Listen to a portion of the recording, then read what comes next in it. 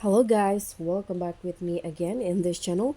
On today's tutorial, I'm going to show you how you can add columns to a table in Google Docs Mobile.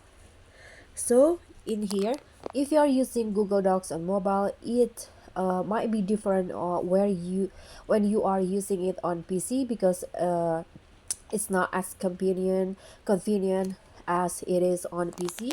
So some features might be placed different, and this there are some features that is missing on the mobile.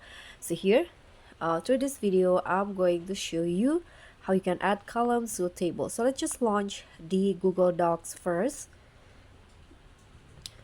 Okay, so in here, I'm going to show you by clicking on a new document. First, I'm going to create a new document. So click on this plus icon and then choose a new docs file.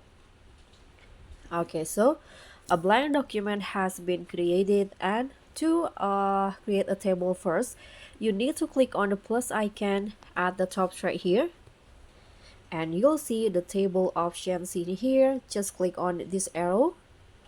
Okay, so now what you need to do is just set how many columns and rows that you want for your table. In here, I'm going to go with I'm going to just go with this 3 column and also 3 rows. Let's tap on the insert table. So as you guys can see here, there are 3 columns in here and also 3 rows. And what if you want to add a new columns to this table? So what you need to do is just click on this at the top right here, so that you select all of these columns, and at the bottom you'll see there will be these 2 options. This is where you can add columns.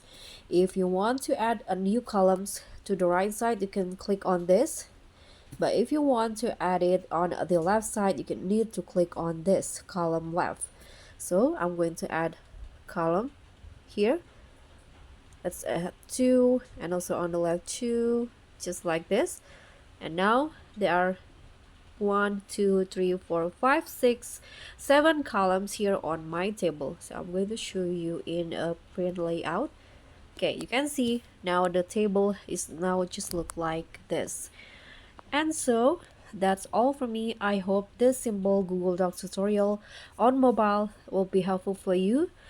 Don't forget to click on the like, leave a comment if you have any question, and also click on the thanks and subscribe to keep supporting our channel. I'll see you all on the next tutorial. Bye!